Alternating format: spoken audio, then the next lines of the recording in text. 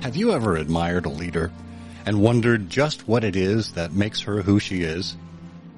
How he came to embrace the things that advanced him? Welcome to Timeless Leadership, where we look at the principles that define success.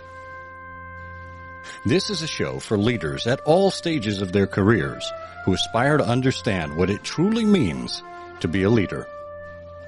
And who is a leader?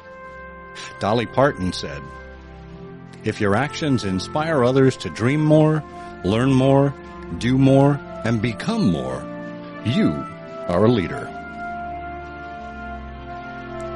Together, we'll explore key principles, not only in the sense of fundamentals, but also in the ethical sense, the habits, character traits, and virtues that form the backbone of leadership.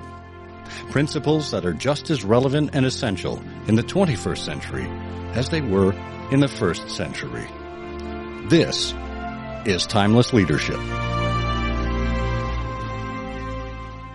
Hello, and welcome back to Timeless Leadership, where we're in our second season of exploring principles and virtues that accompany successful and admirable leaders. I'm Scott Monty. Now, if you aren't yet subscribed to the Timeless and Timely newsletter, where I regularly write about these topics, please do so at www.timelesstimely.com. And if you haven't yet given us a rating or review on Apple Podcasts, I'd appreciate you doing that. It helps other people find the show. And I want to acknowledge something from last season. You may have heard our introduction with the quote from Dolly Parton. Well, last season, I unfortunately attributed the quote to John Adams. And in searching on the internet, I found there are, well, quite frankly, a number of sources for that quote. Some say John Adams, some say John Quincy Adams. But in doing the research, I found that the most common source for that quote is, in fact, Dolly Parton. So let's give her her due. This week, together we're exploring intentionality. In an era when we see so much chaos, where we get swept up in replying to the outrage of the day or follow the cues of the internet mob, it seems almost anathema to talk about control and confidence. Yet living our lives both personally and professionally with intention, it means putting more thought into our beliefs and tying our beliefs to our values and then taking action based on those values. Every day, I see missed opportunities where brands take actions that are in opposition to, or at least not in alignment with, their values. Or maybe it's that their stated values just aren't really their values at all. We're at the perfect moment to think and to act more intentionally.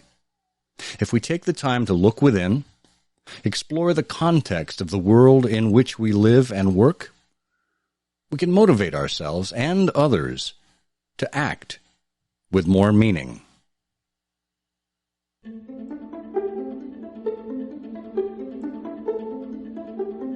David Amerland isn't like most business authors. Originally a chemical engineer who specialized in quantum mechanical perturbations in laminar flow processes, and I dare you to say that 3 times fast. He then stumbled into the world of search engine optimization, social media marketing, and branding via mathematics. He's written a dozen books on business, marketing, and search, including The Tribe That Discovered Trust and the best-selling Google Semantic Search. David writes for Inc., Forbes, and HP UK, and writes extensively on his blog about business, human behavior, behavioral economics, and social media. And when he's not writing or surfing the web, he spends time giving speeches internationally on how search, social media, and branding are changing. And now he's written Intentional, How to Live, Love, Work, and Play Meaningfully. It's designed to slow us down, help us become more introspective, and make more deliberate decisions that align with our true selves. David, welcome to Timeless Leadership. Scott, it's been brilliant meeting up with you after such a long time. Absolutely. Now, where are you coming to us from today? I'm in Greece. I've been here for the last couple of years now because of the pandemic. So when flights from Greece to the UK stopped, I was at my summer house, and it's sort of become my semi-permanent residence at the moment. Well, it's a rough life, but somebody's got to do it, right? Yeah, I know you're telling me, but yeah. So I want to talk to you about your book, Intentional, How to Live, Love, Work, and Play Meaningfully. And we've been talking this week on in the newsletter about intentionality. And it seems like this is an attribute or a characteristic that flows from so many of the other principles that we talk about here on Timeless Leadership. You know, we've talked about kindness. We've talked about resilience. Can you talk a little bit about what intentionality is, what it means to be intentional? Well, in a sense, it's quite fundamental. It's doing things which actually have a meaning for you. And if they have a meaning for you, then it means they have a value. And if they have a value, then you're able to prioritize them and make them part of your overall direction in life. And this can apply to businesses as well, really. So it's a fairly universal blueprint in how we act, how we behave, why we do things, and what sort of aim they take us towards. That's I think an important distinction there. And this notion of values, we see so many companies now saying, yes, we are a values-led business, or we are a purpose-driven brand, and we see purpose-driven marketing. And to me, it seems like another bit of greenwashing. You know, this notion of slapping on a value statement, even when you don't really mean it. And as a matter of fact, I just saw a headline this morning from Vox. It said, the problem with corporate values: when values are at odds with a company's bottom line, all too often, they won't win out. Yeah, I mean, it's how poignant that is. I mean, it's absolutely right. And what you just said is also right.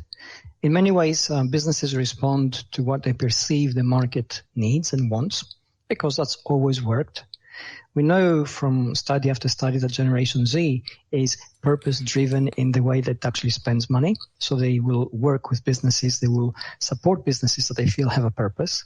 They want to see values behind what businesses do in terms of activity. So there's a response which is perhaps knee-jerk, certainly immediate, in how business actually meets that perceived need. But behind that, there's a whole gamut of activity, a whole lot of issues that have risen, a whole lot of things which we used to do. And you have brought them up. You said, perhaps when it comes to the bottom line, which is what drives a business, because at the end of the day, it has to be viable. If it's viable, it has to make money. If it makes money, it's profitable, and it makes sense to exist. So if that's the approach we take, which is fairly hard-nosed and sort of very accountant-like, then a business is there to respond to whatever and do whatever and say whatever. And before you know it, we're in Enron country. So really, we need to find the happy medium. We know that a business, in order to be viable, has to manage to do something smart. And what is a smart thing it has to do? It has to retain most of its clients, and then it has to find new ones and keep on retaining them, or keep on finding new clients at a lower cost than it found the first ones. So if it does that, it becomes a viable business because it increases the slice of the pie in the market, and it keeps on doing things at a lower cost to what it actually gets in, which is how it becomes profitable. But in order to do that, it has to connect, and we can only connect at a human level. We know advertising doesn't really work. We know that smart messaging doesn't work. We know that marketing messages have a very short lifespan, and they're very quickly showing up if they're not true. And if anything, they cause further and deeper problems to a business. So essentially, perhaps some businesses are faking it, but in faking it, inevitably they're going to behave in some ways which reflect their messaging. And if that is a persistent type of behavior, it may actually lead to real change. So that's interesting to me, because on the one hand, you've got inherent values that would drive behavior, but the way you're talking about it, it seems like there can be behaviors that then influence values. Yeah, I mean, let's think about this for a minute. Let's think, we have a very strong notion of what it means to be American in American culture, and we say there's a European culture. But at a bio-neurochemical level, the two beings are, indistinguishable from each other. Both bleed, both feel hungry, both get tired, both need to sleep, both want some clothes on their back, and so on. So what is it that actually makes you American and somebody else, like me, for instance, European? And the easy answer to that is my environment.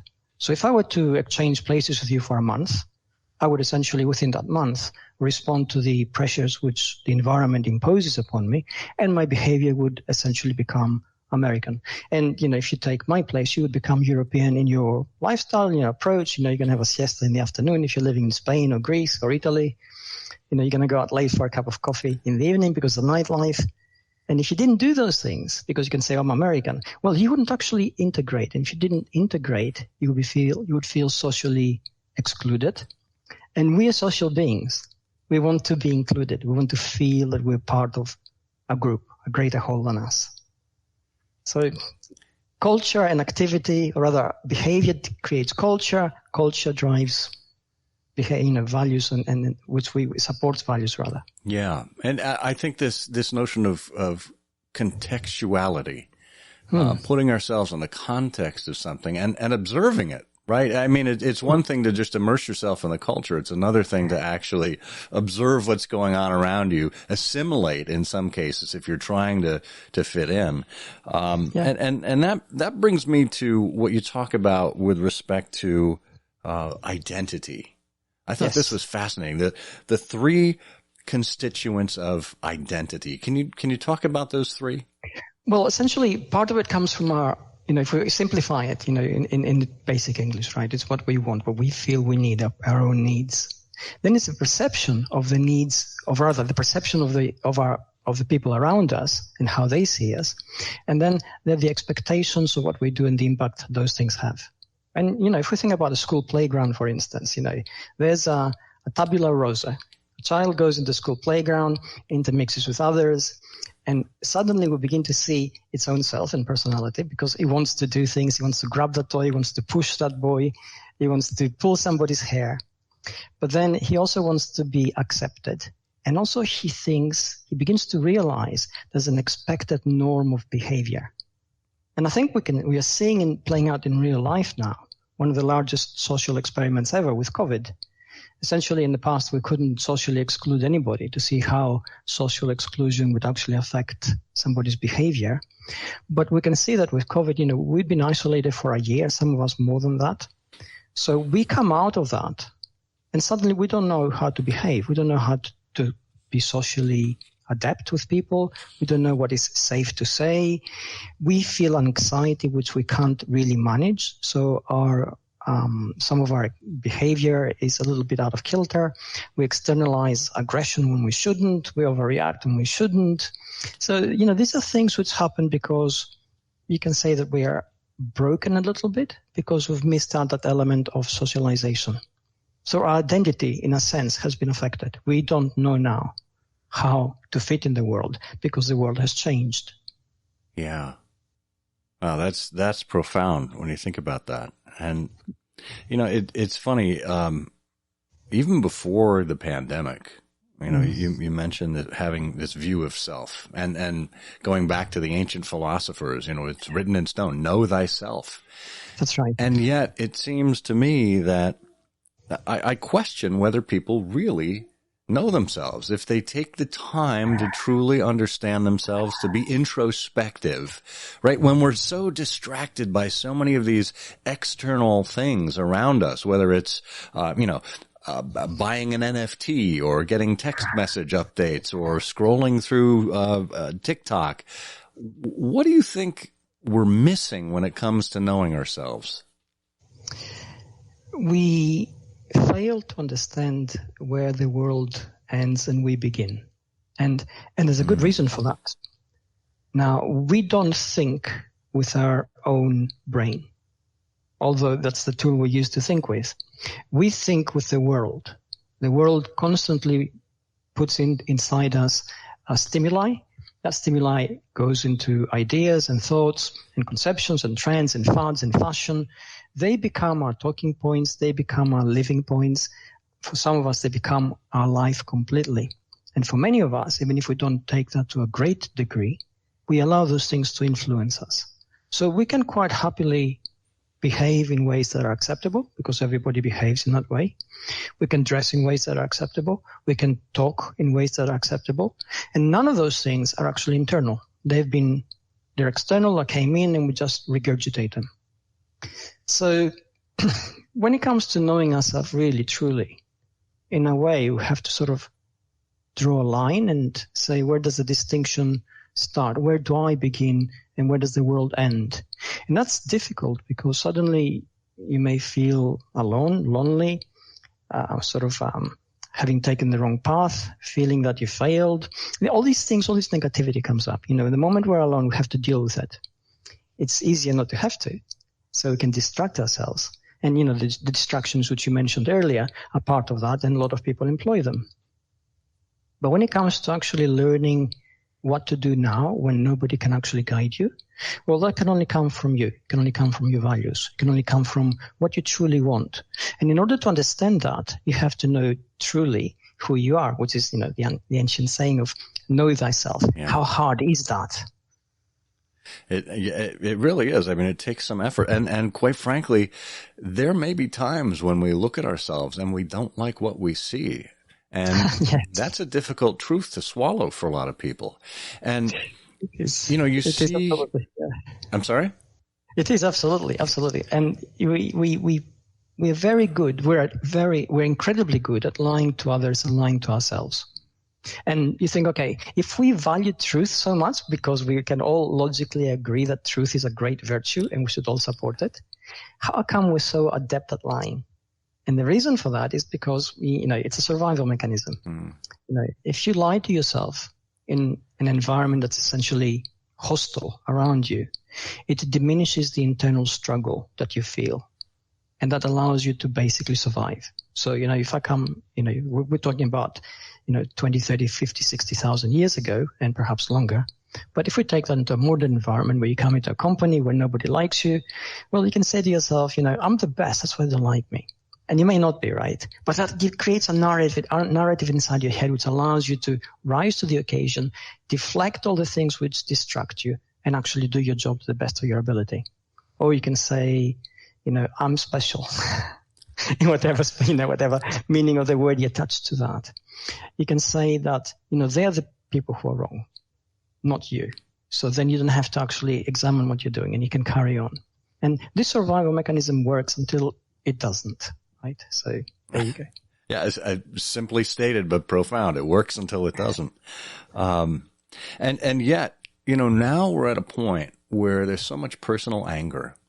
And there are people who are holding on, almost white knuckled, in terms of, not being vaccinated. And again, this is, perceiving what other people think of you, the benefit or the harm you're doing to the world.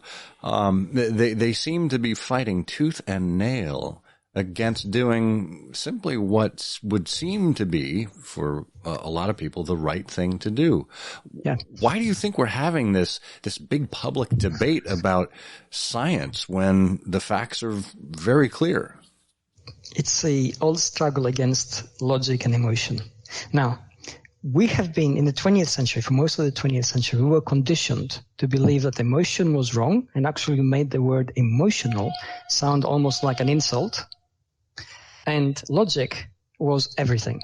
And if you want to succeed in life, succeed in business, you had to be ultra logical, almost like Mr. Spock, who had his emotions under complete control. And you had to sort of ignore anything that happens to you. Now, what do we know today? We know that essentially everything which we do is emotional because emotion creates a motivation. And then we apply logic to explain it.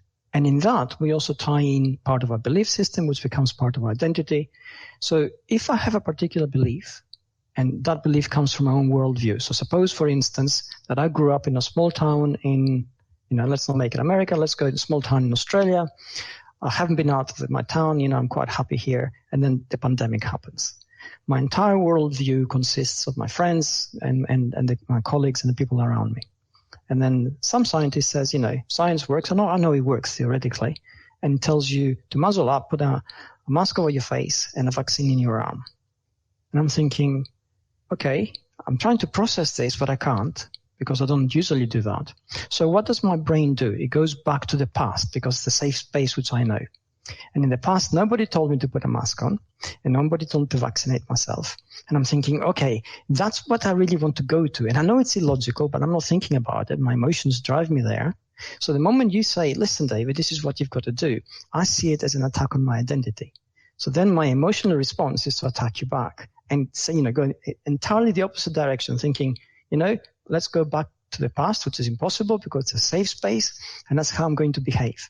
And if my friends do the same around me, there you go. Suddenly I have a group which reinforces my belief system, and then it's me against you. We see the same thing with pandemic, and we know historically that in the 1918 pandemic, which was the Spanish flu, essentially, we had the same situation. And it was a lot more, sort of a mortality rate was a lot higher. People would get sick in the morning, and by lunchtime, they'd drop dead. And you'd be able to see that. And still there were people saying, no, I'm not going to wear a mask. No, I'm not going to stay away from other people, and so on. So it's understandable as a mechanism because it's how we operate. This is where we need to be smart as a species, and sometimes we fail at that. I mean, you think about how far we've come in 100 years, medically and scientifically. And yet, with history, it seems like, science always builds on itself. Right? Yes. You make progress because of the giants that came before you. You stand on their shoulders, like Sir Isaac Newton said he did. And yet, when it comes to history, we seem to constantly forget leaders of the past, lessons of the past, and we seem to be reliving history every generation or so as we completely forget about some of these valuable lessons. Constantly. You're so right. And the question here is, science essentially builds on the knowledge of the past because that's its system of governance. That's the only way to operate within that framework. How do we operate socially? How do we encode knowledge, memories, lessons learned? And the way we do it as a society, as a culture, is through tradition. So we have some kind of tradition which happens, and that guides behavior, and that has a kind of logic. But as time passes, we lose sight of that, and the tradition itself is what actually stays. Sometimes we keep it, and sometimes we don't. And that's how we lose track of the lessons we've learned. Yeah, and I think one of the things that you really hone in on in your book with regard to this, in keeping traditions alive, keeping people engaged and excited about these things, is storytelling. Right? Yes, humans absolutely. are creatures that love stories, and they really have an impact on the memory. And this is where we get into some of kind of the neurological aspects of being intentional. Can you talk a little bit about stories and memory and how that affects our intentions? Well, if we think that what we do always has some kind of intent, some kind of meaning, some kind of aim, then we need to understand why. And the why comes from an innate sometimes understanding of who we are. Who we are comes from a narrative we constantly create for ourselves. Now, our brain creates a narrative in order to sort of thread together everything that happens, everything that we know, everything that it collects in a sense-making kind of pattern. So if we say to ourselves, you go through your day, and you don't say, well, this is one data point, I did this, and there's another data point, I did that, there's another data point, I did that. If you were to tell that to somebody, you'll say, I was tired and I was late and I thought I wouldn't make it. So, you begin to dramatize it. But, I saw the train and I put on last sprint. Would you believe I just made it to the door? I just squeezed in, wiped my brow from sweat. These are details you see in a cinematic sort of situation. But we embellish that because there's a value behind it, which has an emotional load, which feeds into our sense of who we are and what we achieve within that relatively meaningless thread I just recounted. So, that's how we create narratives. Now, narratives are important. If we forget the narratives we share socially, and it's happened, this is, the modern world will have fragmentation of social groups and fragmentation in part of the social fabric. And then you begin to see cracks. So the narratives begin to fall apart a little bit. The traditions remain. We don't always know the value behind them or the meaning behind them. And we tend to lose knowledge in that way that was shared in the past. And if we think a tribal setting, for instance, in a tribal setting, we have, let's go stereotypes, right? We have the young bloods, they're out there ready to hunt. We have the middle guys, they're the ones who are in position of power. We have the elders of the tribe, they're the embodiment of wisdom, basically. So if you want to know something, you're going to go to them. So if the young bloods say, tribe across the way, threw rocks at us, let's go and kill them all and take their horses. And the people in the middle will say, if we do that, then we won't be able to trade. We won't be able to sort of join together and fight off the bigger tribes. So maybe we shouldn't. Maybe we should just go and ask them why, this happened. But let's go to the elders. And the elders will say, this has happened before. There's some hotheads over there. Let's go and talk to them and make sure they're under control. And, that's how you sort of get together, get along, right? We've lost that. We don't have that anymore. We have a culture that pretty much fetishizes eternal youth. We don't know what to do with the elders. We don't know how to encode the lessons of the past so they're accessible to us. We resent the idea of a tribe because we think it's too cliche and sort of claustrophobic and too old-fashioned. We haven't put anything in its place, and we have lost the community values of the 20th century that kept us together. So this is the challenge we're facing in a nutshell. Is there a way out of it? Well, there is, and essentially it is really, really simple. We all feel the need to connect. We all feel the need to see each other as a person and say, I see you, I understand you. We feel that at a really deep level. We are afraid. I'm afraid to open up to you because I think, I'll appear weak and you're going to take advantage of it. And you're the same. And until we begin to sort of find some way of connecting, sharing a safe middle ground that allows the connection to grow, then, we are sort of doomed to stay at opposite ends. But that solution, simple as it may be, is very powerful, but it's difficult to implement. In some ways, it seems to me that what we've experienced over the last couple of years through the pandemic is we've, I don't want to say fetishized or celebrated, but we have acknowledged vulnerability. We have acknowledged that there are people that are struggling at home when they've had to work remotely, juggling families and spouses and partners and work responsibilities and all the rest that seemed to be invisible when we were working before the pandemic. And suddenly it's all before us on every Zoom screen. That's right. I mean, the facade has fallen, right? It dropped off. And it dropped off because the pandemic stripped it away. So you see, okay, what are you doing? You're a CEO, you're running a global corporation, but you're still in your living room with your dog and your wife and your kids. So that makes you human. And in that we found strength. So that allowed us to become resilient when we should have fallen apart. And it shows promise of what we can actually do. If we work like this, literally, there's nothing we can't do. We just need to consciously now, intentionally, if you like, begin to operate in that fashion. Yeah. And so much of what we knew and what we expected and what we counted on previously was simply stripped away with the pandemic. These new norms, if I can. I mean, there is no normal anymore. There's just the way we do things now. And what interests me is you open your book by saying intentional is a game plan. And I wonder, is it possible to have a plan when so much around us is uncertain? How do those fit together? Well, great question, and this is fabulous. And, it comes right down to the heart of the uncertainty we all feel, which the pandemic has magnified. Now, let's be clear here. The uncertainty has always been there. Nothing has ever been certain. However, trying to deal with that, we were very good at putting together multifaceted sort of approaches and layers, which created a sort of a semblance of security. So you were pretty confident, you're going to go to work the next day.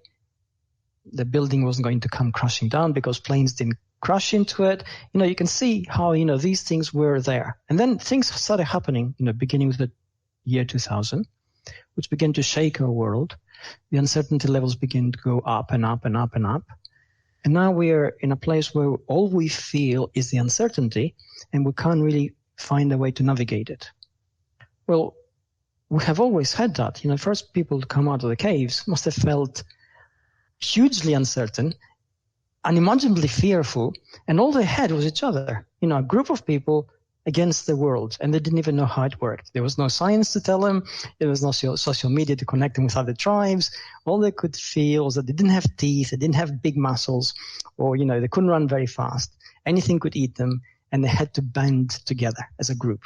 And they did it. And through that connection, when we connect with each other, it doesn't matter how afraid we are, we begin to feel a certain amount of certainty because there's somebody else there. And we know neurobiologically there's a response in our brain. The centers of the brain which control how we feel in terms of fear and panic and stress begin to be dialed down. And the centers of the brain which process the higher thought processes begin to kick in. So basically then we begin to form a plan for our next step. And here comes the whole point of all this. The brain is there to do one thing only. It's there to help us survive. And then to do that, it only has one function. It tries to predict the next possible moment. So if it can do that, then there's a game plan. It allows us to survive. And you say, well, how do we do that? Do we have a crystal ball? And no, we don't. But what do we have? We have empathy, which allows us to connect with somebody, understand how they feel, understand their motivation, reasonably predict their next step, their behavior, which then allows us to trust them. And if we trust them in varying degrees, then we can work together. And if we work together, we begin to build things. So essentially, the whole complexity we see about us comes from very simple sort of functions in our brain.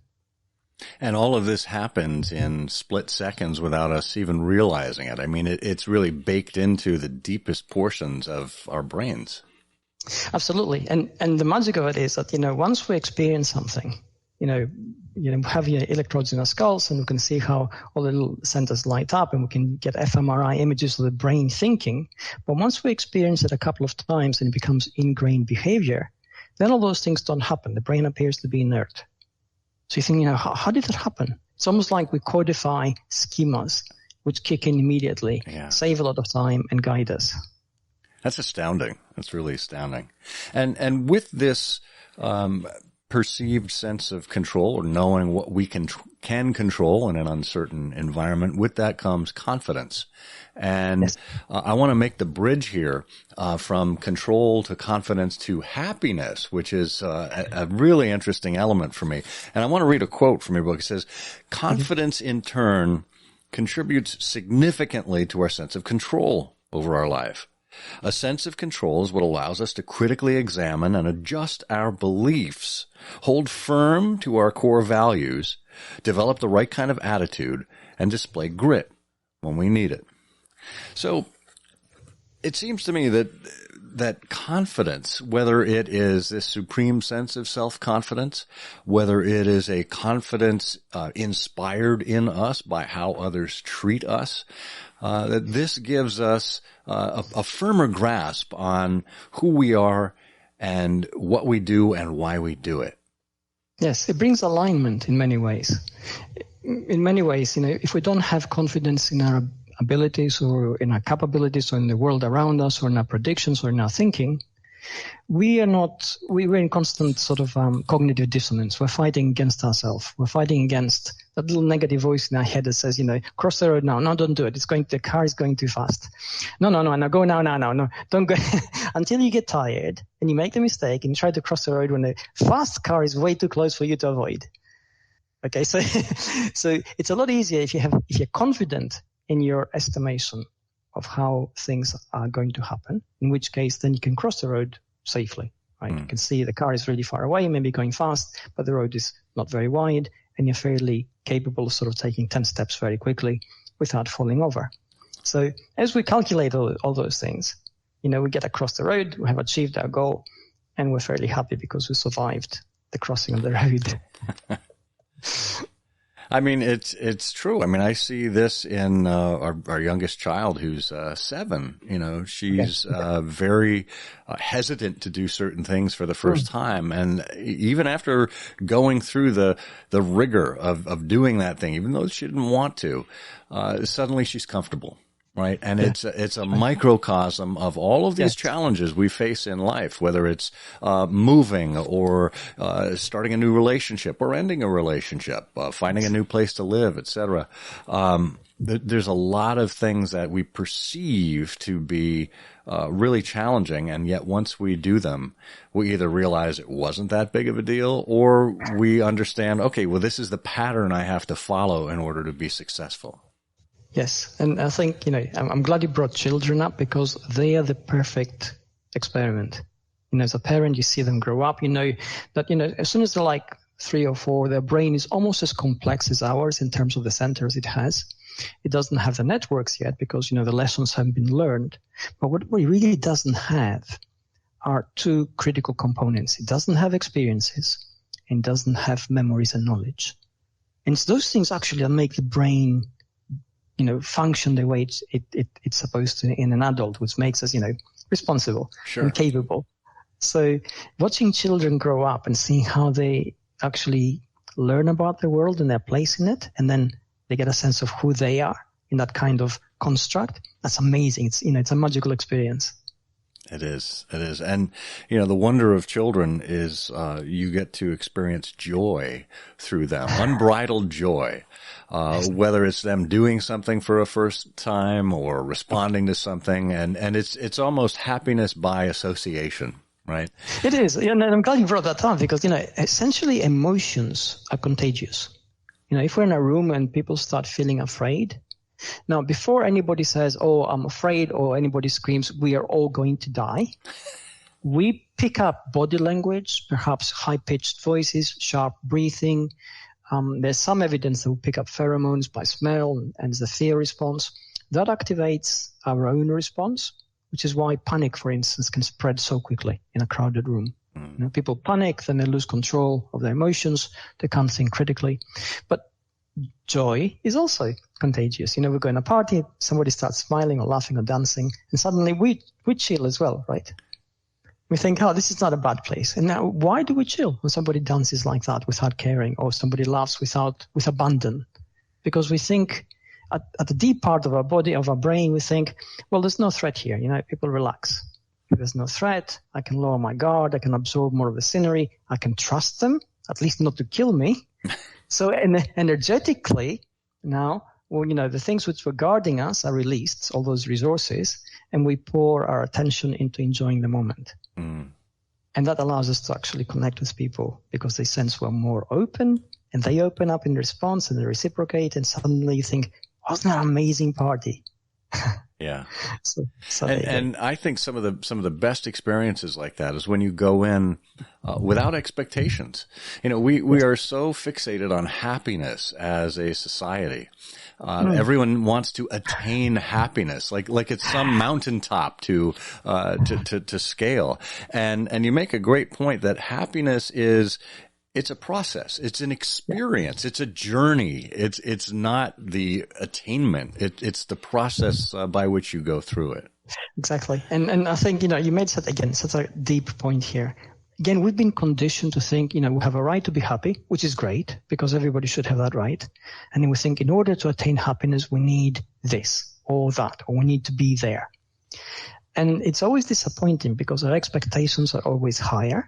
Because we expect the moment we, buy the car, buy the house, go on a holiday, we expect to be happy magically. And no, it's not going to be that because, the very process of all that is fairly, sometimes it has its own issues and troubles and worries and, can we afford this? Can we get it? What's the after sales service like? Or do I really need it? How are people going to perceive me? We think all these things. We're constantly comparing data points of happiness or expectations or perceptions. The moment we stop doing all that, we go and, sit at the beach, stupidly watching the sun go down, very primal thing. And suddenly you feel very happy watching that, right? It doesn't cost anything. It's not amazing. It's not in Technicolor. There's no special effects. And you're not doing anything active. You're just watching it and absorbing it and feeling yourself in the moment. And it's primal. And it's primal because we are geared to respond to these processes. Same thing with two friends sharing a drink or, reminiscing about the past, two boyhood friends perhaps. You think, that simple connection, what does it make us happy? It's that process that raises the level of awareness inside us. Yeah. Well, and ultimately, as we each reach the end of our days, all we have left is the people around us, the people that we care about, that care for us, the relationships that we've built. It seems like that's where the ultimate happiness lies, in forging relationships with others. Yes. I mean, there is such thing as a happiness index. And I think it's fairly recent. It's only about 10 years old. And it goes through different countries, different sort of demographics, different economic and social backgrounds, and obviously different geographies. And time and again, we see that the countries which are most advanced, we expect people to have almost everything, and potentially they can have almost everything, are the least happy ones. You've got to say, why is this happening?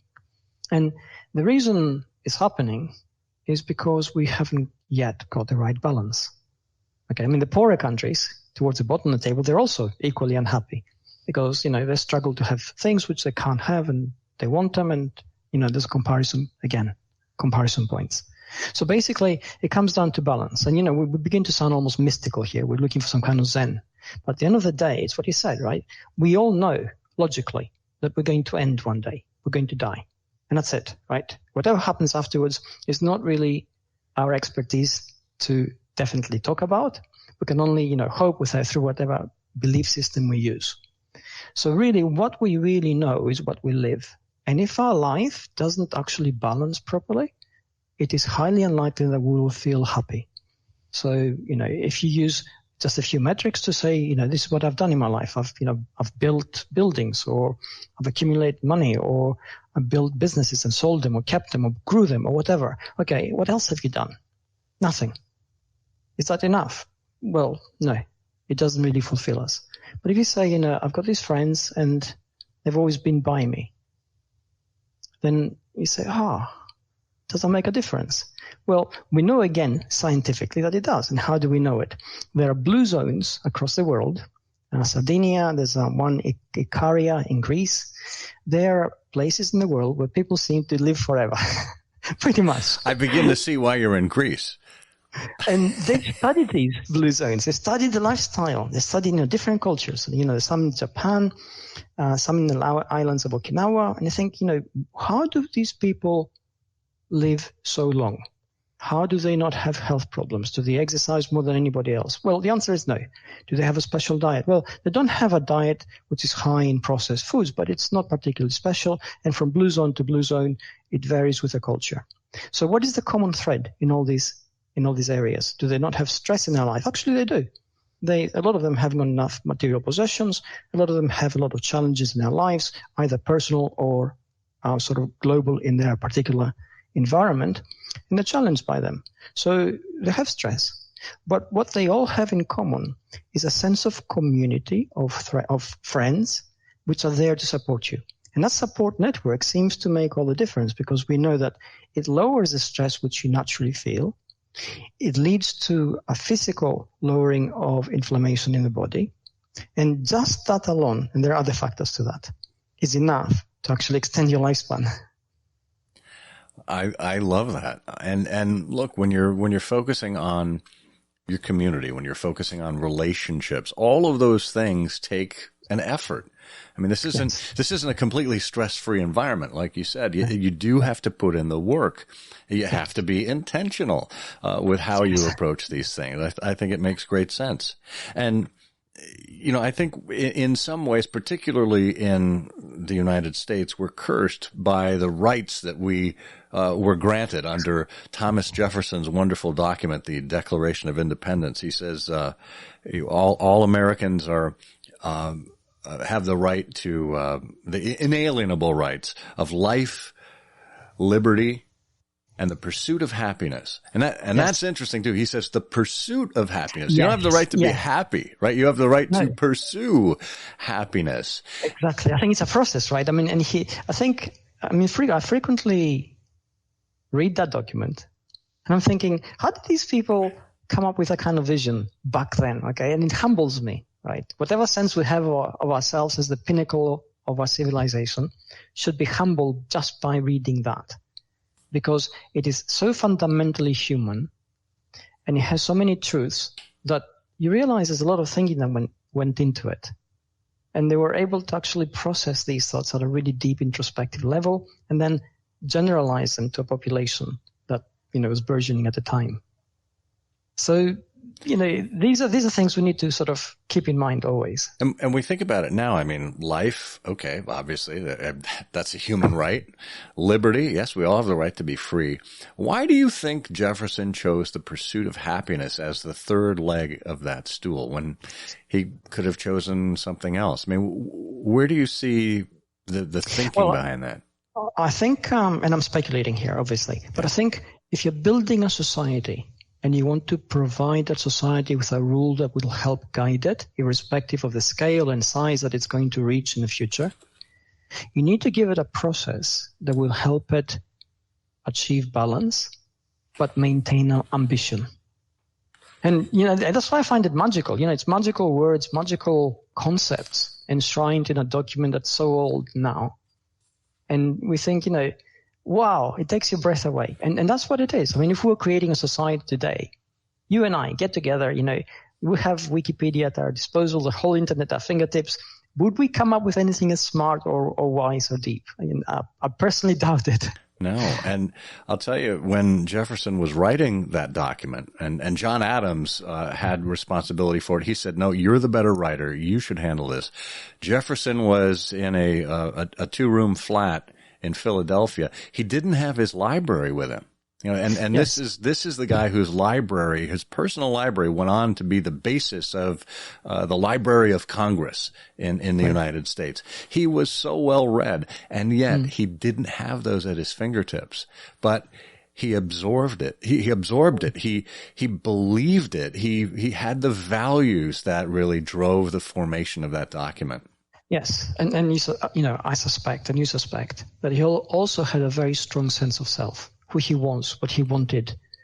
And that's what gives us the certainty to do things, to say things with confidence that will reverberate into the future, which we can't even imagine, right? I mean, he can't possibly imagine our world. And yet his words are so pertinent today to all of us.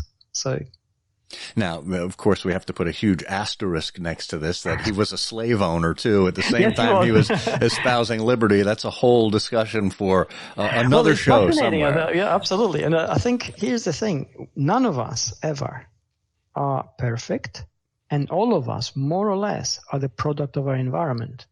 So, we judge him by today's standards, and he was living in that world then. Okay, it's like saying, Spartans were cold-blooded killers. Well, yeah, they were, right? But they had to survive. Or, the Japanese samurai, what's a documentary on Japanese culture? They were completely transactional. They'd be fighting by your side today, but you're losing, so they switch sides and fight against you. You think, how can you do that? But that was the culture. So there you go. Well, in some ways, we're all a victim of our surroundings. Yes, absolutely. Which comes back to the, our original sort of opening points about identity and environment. And, if we switch sort of places, I'd become very American for a while and you become very European. Possibly even Greek. Yeah. I'd be willing to try that. Well, David Amerland, thank you so much for spending this time talking with us intentionally about intentional, how to live, love, work, and play meaningfully. You can find more about the book and David at davidamerland.com and via all of the links that we have in the show notes. Thank you so much. It's been brilliant. Being intentional means you have a deep understanding of your beliefs and values, and also of the changing world around you.